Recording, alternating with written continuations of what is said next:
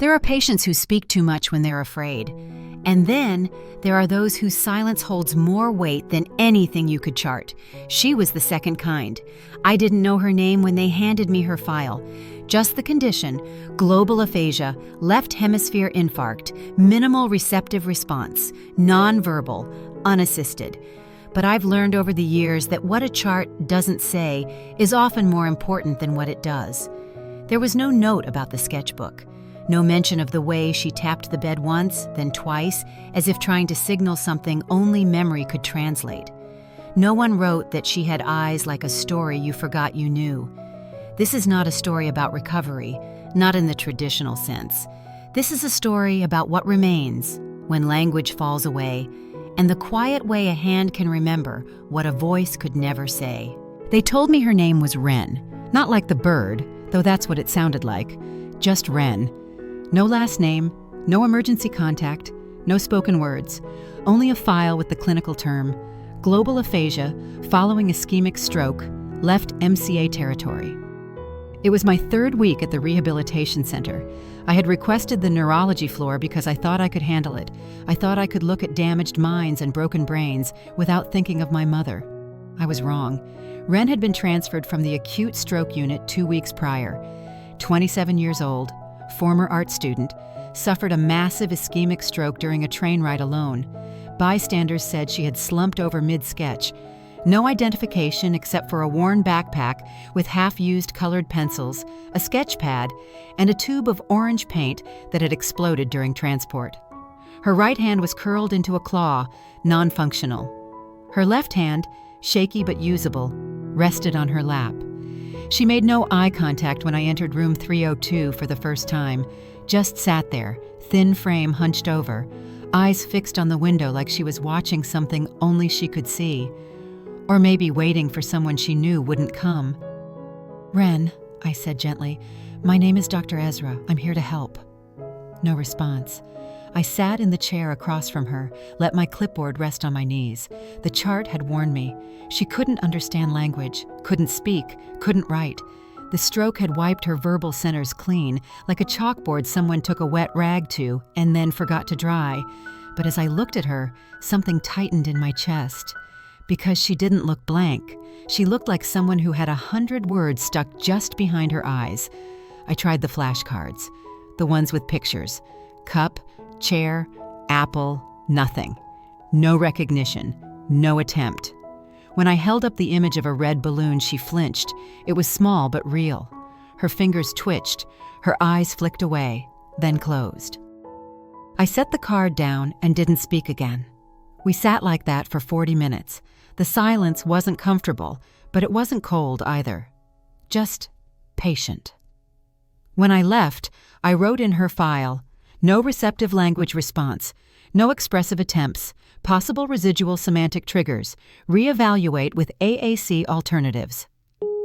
But I didn't believe that was all, because as I turned to close the door, I saw her left hand moving across her lap, slowly, drawing, invisible lines, like she was sketching something only her memory could see. The next day I came earlier. Wren was already sitting up. I brought no clipboard, no flashcards, just a small blank notebook and a pencil. I placed it on the tray in front of her. Sat back. She stared at the notebook for a long time, then looked at me. Her eyes were tired, not the tired of sleep, the tired of waiting too long to be seen. She picked up the pencil with her left hand. Her grip was awkward, weak, but deliberate, and then she began to draw. Not a person, not a house, not even a shape, just a line. One, then another. Then she stopped. The lines formed nothing, but she stared at them like they meant everything. When the therapist came in to begin mobility work, I stepped out. But I didn't go far. I stood just outside the door and listened. No sound, no complaint. But in the stillness, I imagined I could hear it. The whisper of pencil on paper, the sound of someone finding their voice again. Not in words, in marks, in silence, in the language of hands. That night, I couldn't sleep. I pulled out the old box I hadn't opened in years. My mother's watch was still inside, the one that stopped ticking the night she had her stroke. We never got to say goodbye. I was driving back from a shift when it happened. I was 2 exits too late. They told me she tried to say something, but no one could understand her. That was the last thing I knew of her voice. That's why I had chosen rehab medicine, not to save lives, but to stay long enough to hear what was left. Wren didn't know any of that, but somehow when she drew that empty line today, I felt like she had drawn me too, and I knew I'd be back tomorrow, not with a plan, just with space and maybe a better pencil. By the end of the week, Wren had filled 3 pages. Not with drawings exactly, not the kind anyone could interpret easily. They weren't scenes or objects or even patterns. They were movements, jagged, looping, stuttered marks that seemed less like finished ideas and more like echoes of thoughts still forming. I didn't ask her what they meant, not because I wasn't curious, but because I sensed that asking would break something. Instead, I did something I hadn't done in years. I brought my own notebook, not a medical chart, a sketchbook. I used to draw as a teenager, only in private. I never showed my mother, never showed anyone. I would sketch on the back of class notes, on napkins, even once on a bathroom wall at a bus station. It was how I dealt with the noise in my head. Now, as a doctor, that noise wore a different name: clinical detachment. But in that room, with Wren, I wasn't detached. I sat across from her, opened my notebook, and began to copy her lines. Not exactly.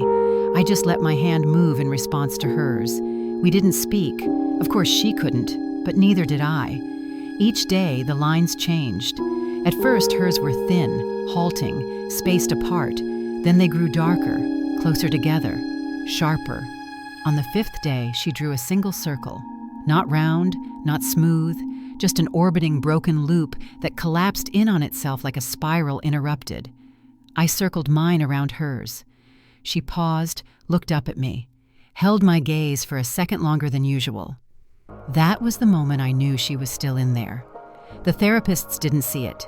They measured motor progress, scored her on speech comprehension, timed her balance tests, recorded that she had no spontaneous speech, no naming, no repetition. They noted frustration, resistance, but they didn't sit with her, not in silence, not in stillness. And in that stillness, something was happening. One afternoon, as we sat sketching, a nurse wheeled in another patient, an elderly man, Parkinson's. He had tremors so severe that he could barely hold his spoon. As they passed, Wren's pencil stopped. She stared at the man. Her left hand moved, just slightly. Not a wave, not a sign. But she placed her hand over her heart, then tapped twice on the tray in front of her. Tap, tap. The man's eyes flicked toward her. Then he smiled. When the nurse wheeled him away, I turned to Wren. She was already drawing again. But now the lines were softer, more open, like a window had been cracked. That evening, I reviewed her imaging again. The MRI had confirmed infarct of Broca's and Wernicke's areas, severe expressive and receptive aphasia. But her right hemisphere, the non-language side, was structurally intact, which meant her spatial memory, her visual processing, her emotions, they were still there. She just had no way to translate them, unless we let her draw. I submitted a request to change her therapy plan, added a note. Consider incorporating visual expression as primary mode of communication. Patient demonstrates nonverbal responsiveness and self-initiated symbolic engagement. It sounded clinical, but what I really meant was, she's talking, just not in the way we're used to hearing. The next morning, I found a new page on the tray. It wasn't just lines, it was a figure, a child, drawn small, standing beneath a cloud, one hand raised, reaching, the other hand missing. My chest tightened. I didn't know who the child was, but I felt like I had seen them before. And for the first time in a long time, I wished words weren't so limited, because what she had drawn was something I didn't know how to say. The third Monday began the way they always did. Dim light through smudged windows, coffee gone cold by the second patient. A hallway that echoed too much when no one spoke. Except this Monday, something felt heavier. When I entered Wren's room, she was already awake, sitting up, the pencil held loosely in her hand. Her tray had no new page, only the same figure from before, the child with one hand missing. But today, she had added a smear of blue above the cloud, a thin horizontal stroke across the top of the page. Sky, possibly, or something else. I sat in my usual chair and didn't ask. I had stopped asking, not because I didn't care, but because silence had become our language, and I was still learning its grammar. She tapped the pencil once, then slid the page toward me. I took it, looked closer. The figure's face, if it could be called that, had no eyes. Just a suggestion of a mouth, a curved line, neither smile nor frown. Ambiguous, like most truths.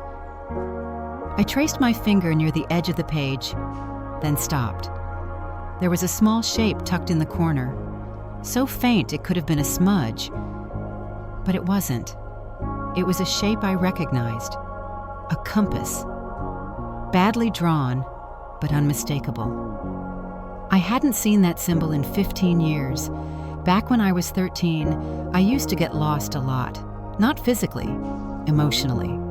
My mother would say I had too many directions and no map. So she gave me a compass, a real one, brass and heavy. She made me wear it on a chain around my neck. When she died, I stopped wearing it. Lost it somewhere during the move to medical school. Or maybe I threw it away. But it was here, in Wren's drawing. My throat tightened. "Where did you see this?" I whispered. She didn't respond, just picked up the pencil and made another mark beside the compass. A small house, childlike. A rectangle, triangle roof, 2 square windows. I suddenly remembered the smell of burnt toast. That house was mine, or at least it looked like the one we lived in until I was 9. I looked at her. Her gaze didn't meet mine. She was staring at her own drawing, as if she too had just realized what she'd done. "Wren," I said, "have we met before?" No answer. But she tapped the page once, then again, tap, tap. The same gesture she had given the Parkinson's patient, a signal. But of what? That night I couldn't sleep. I dug through an old shoebox in the back of my closet, found a photo. Me, aged 9, standing in front of our porch, a girl beside me, maybe 7, holding a sketch pad. Her hair was longer, her face rounder, but the eyes were the same.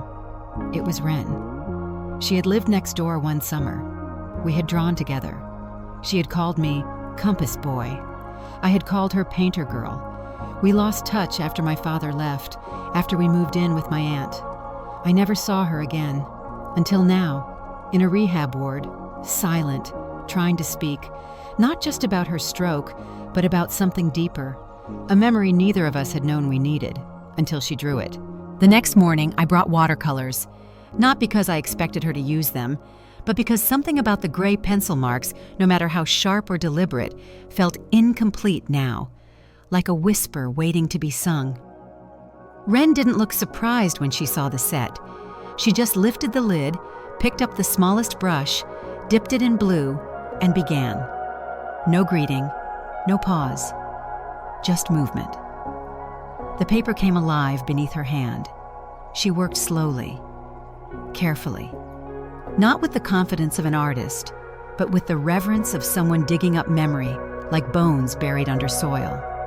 She painted a chair first, red, worn, tilted slightly to the left, then a hand, small, resting on the chair's arm, then a shadow falling across both. She stopped there and pushed the paper toward me. "What is it?" I asked softly. She tapped the shadow, then tapped her chest, then looked out the window. I stared at the chair again. That chair had existed. I remembered it. It had sat on my grandmother's porch the summer we lived with her. My mother had cried in that chair the day she got the divorce papers. I had been too young to understand, but not too young to forget. Wren had been there that day. She had sat next to me, drawing quietly. I hadn't realized how much she had seen or remembered. My voice trembled. "You remember that day?" She nodded. My throat closed. It felt like someone had reached into my chest and touched a place I didn't know was still bruised. I reached for her drawing, held it. Then I picked up a brush of my own. For the first time, I painted with her.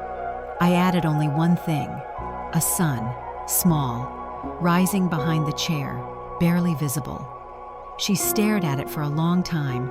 Then, without a sound, she smiled. That afternoon, during her scheduled session with the speech therapist, something happened. She picked up a marker. Not to draw, to write. She didn't write words. She wrote a shape, an oval. Inside it, a line, then 3 dots. The therapist frowned, puzzled. I knew immediately. It was a simplified compass. After the session, I asked Ren if she wanted to draw again. She shook her head. Instead, she held up the paper with the compass. Then she took my hand, placed the page between our palms. We stayed like that for a while. And though no words passed between us, I understood. She wasn't drawing my memories anymore. She was asking me to carry hers. Because sometimes, when language fails, remembrance becomes a shared act, and healing begins when someone chooses not to turn away. They scheduled Ren's fMRI for Friday. It wasn't urgent, but it was overdue. They needed to know how much of her brain was still actively responding, how much of her silence was permanent, and how much was waiting for a path back. When I arrived that morning, she was already dressed in a patient gown, hair pulled back loosely, sitting upright with a steadiness I hadn't seen before. She didn't draw, didn't reach for the brushes. She just looked at me. And for the first time, I realized something had shifted. This wasn't fear, it was readiness. We walked to the imaging wing in silence. A nurse led the way. I followed beside her. The hallway lights flickered, casting stripes of shadow and brightness along the floor. As we reached the doors, I saw her hand begin to move, the left one, the one that remembered. Her fingers tapped lightly against her thigh. 1 tap, 2, 3, a rhythm, like a heartbeat. Inside the fMRI suite, they explained the procedure again, even though they knew she couldn't understand the words. I watched her eyes. They didn't blink. They placed headphones over her ears. Not for music, but for recorded prompts. Sentences, commands, emotional words. Designed to test the brain's language centers through pure sound. I asked to sit in the observation room, not as her doctor, as something else. The scan began. On the screen, we watched the machine light up different areas of her brain. Broca's area, no activity. Wernicke's area, sparse flickers.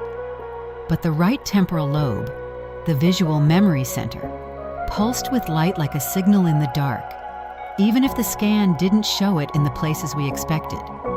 Then something unexpected happened. They played a word, home. Her fingers moved, not wildly, not reflexively. They traced a small shape into the air, a circle, then a cross, the compass. The technician looked at me. I said nothing. They played another word, mother. Her eyes closed. And then, in the darkness of the machine, I imagined what she might be seeing, a vision not projected on the scanner, but etched behind her eyelids. A porch, wooden, chipped at the corners, a woman's hands holding toast, a child's fingers clutching a brass compass, a breeze passing through a window left open, a shadow cast by a departing car. The image wasn't real, not for the scan, but it was vivid, sharp enough in her mind that her body responded. Tears welled, and slowly her hand rose. She placed it on her chest, then tapped twice. That was when I knew. Her body remembered. Afterward, as the nurse helped her change, I waited in the hallway. She came out holding the scan printout.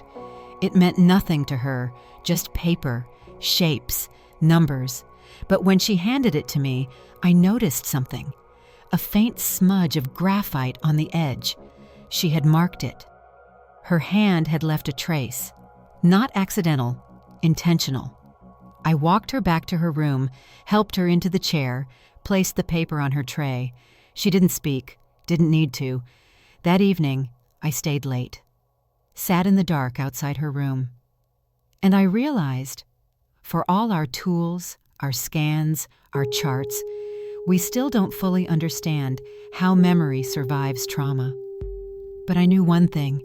In Wren, it lived in her hand, in the shapes she drew, in the lines she traced, and in the silence where all her words waited. I didn't sleep the night after the scan. I stared at the image Wren had left, the fMRI printout with that faint graphite trace. It was nothing, and everything. A smudge on medical paper meant to measure brain function, now holding a weight no scan could capture. The next morning I arrived early, earlier than usual. Wren was sitting at her tray, but she wasn't drawing. She was waiting, and beside her sat something new, a blank canvas board. Not paper, a stretched, silent surface waiting to be filled. I didn't ask where it came from. I just pulled a chair beside her. She dipped a brush into black paint, then another into red. Her left hand moved more slowly now, but with an assurance that came not from muscle, but memory. She began to paint. First, a road, then a small figure standing alone, then another figure walking away. I felt something turn in my stomach. The colors bled into each other, charcoal gray bleeding into rust, into a storm of undefined shapes. But the center remained clear, a small boy holding something bright, a golden circle, a compass. I felt the world narrow to a point behind my ribs. My voice barely came. "Is that me?" Wren paused, then dipped the brush again. She added a third figure, smaller, to the side. A girl, kneeling, sketching something into the dirt. My breath caught. The summer I turned 9, I remembered running from home the day my parents split. I had walked 3 blocks and hidden behind an abandoned tool shed. I hadn't remembered anyone finding me, but someone had. A girl with a sketch pad. She didn't speak. She didn't ask what was wrong. She just drew the compass I held and handed it back to me. I remembered now, but she had never forgotten. "Wren," I said, voice shaking. "You were the one who found me." She didn't nod. She didn't need to. Her hand dipped in blue now. She painted a sky above the road. Then 2 figures walking, side by side. Their feet touched the same shadow, and above them, in the corner of the canvas, she painted one last thing, a small compass, no longer in someone's hand, just floating, balanced, between them. My eyes filled, and in the stillness of that moment, a memory bloomed, one neither of us had spoken aloud. I was 9. The day my parents fought until glass shattered and doors slammed. I had run 3 blocks behind an abandoned fence, beneath an elm tree where the light flickered like water, and she was there. She never asked what was wrong, never even said a word. She had sat beside me, on the dirt, pulled a pencil from behind her ear, and drawn a circle in the soil, a compass. She handed me a leaf, pointed to the sky, then to me. We stayed there until it was dark, and even after we left that place, I carried the leaf in my pocket until it crumbled. I had forgotten the girl, but my hands never had. And now, all these years later, she had drawn the same compass, not in soil, but in paint, between us. And I understood what she was telling me, not through words, not even through memory, but through the space between her brush and the canvas. We had both been lost once, and now, somehow, we were drawing our way back, together. Wren didn't come to breakfast. It wasn't unusual. Some mornings were harder than others. But something about the silence outside her door made my chest tighten. When I entered, she was still in bed, propped up slightly, her hand curled near her chin. She was awake, but her eyes were distant. Not like before, not the inward distance of someone remembering, but the kind that hovers on the edge of pain. A nurse hovered at the foot of the bed, her voice low. "Severe muscle fatigue this morning, elevated heart rate, possibly an infection. We've sent labs." I nodded, but my focus stayed on Wren. Her left hand trembled when I approached. Not the gentle tremor of before. This was deeper, involuntary, erratic. I pulled up a chair. She looked at me. Not the way she had done yesterday, full of silent stories and open canvases. Today, her eyes said one thing: not now. On the tray beside her was a half-finished painting. It was the largest one she had made. The sky was dark, storm-colored, almost violent. But in the center, there was a path, yellow, pale, leading through trees that hadn't been fully drawn yet. On that path stood a single figure, small, tilted forward, alone, but reaching. One arm extended into the part of the canvas that remained untouched. Blank. I touched the edge of the board. "Is this where you were going?" I asked quietly. Wren didn't respond. Her fingers tried to move, strained, then stopped. She turned her head away. That night, I stayed late. I watched the heart monitor from the hallway. Steady, but slower. The labs came back, elevated white blood cells, low-grade fever. They started antibiotics, standard protocol. But I knew what I saw in her eyes. It wasn't infection that was taking her strength. It was time. And maybe the cost of remembering too much. The next morning, the canvas was still there, untouched. I sat beside her, pulled out my own notebook, and began to copy her unfinished painting. Every brushstroke, every shadow. Then, slowly, I filled in the part she hadn't reached. Not with figures, not with shapes, just with light. A quiet glow breaking through trees, a suggestion of morning. When I showed it to her, she looked at it for a long time. Then, with the last of her strength, she raised her hand and touched the edge of the page. That night, her fever broke. She slept deeply, and I stayed by her side, the painting between us. Not finished, but shared, and that made it enough. Wren didn't speak when she woke. She didn't gesture, didn't reach for the brushes. She simply opened her eyes and looked at the space beside her. I was already there. There was nothing I could give her. No new treatment, no fresh canvas, no timeline to promise, just presence. And perhaps that was the only thing left that mattered. The next hours moved slowly. Nurses checked vitals, aides refreshed her linens. She stayed quiet through it all, but not detached. Her gaze followed every hand that moved with care.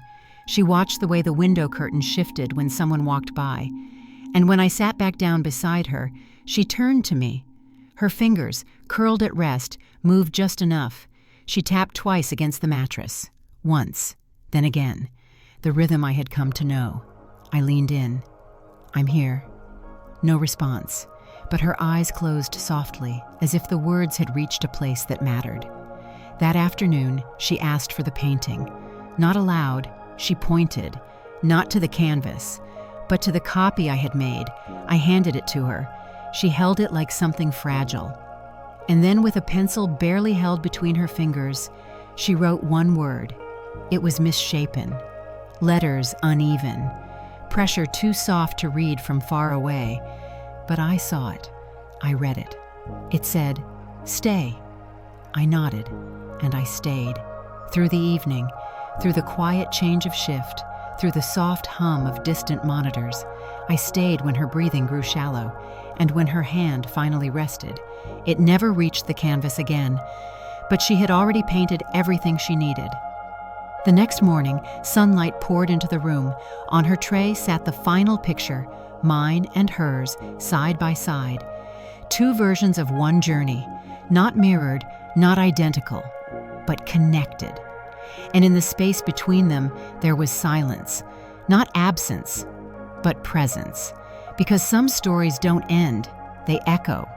Not in words, but in the hands that remember. Some weeks later, the room was no longer hers. Fresh linens, a new name on the chart, another patient beginning another kind of silence. But the painting remained. I had framed it, hung it above the small bookshelf in the therapy wing, just beside the window that caught morning light. People walked past it without knowing. Some paused, most didn't, but I always did. Each morning before rounds, I stood there for a minute, not to grieve, to remember. The nurses asked me once if I was going to write about her. I told them no, but I lied, because this story, all of it, is hers. Ren taught me that not all healing comes with answers. Sometimes it comes with questions you live with gestures that linger, with hands that move even when words cannot. She never said goodbye.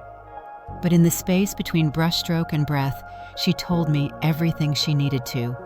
And now, when I work with patients who cannot speak, who draw circles in the air or flinch at the word home, I do not fill the silence.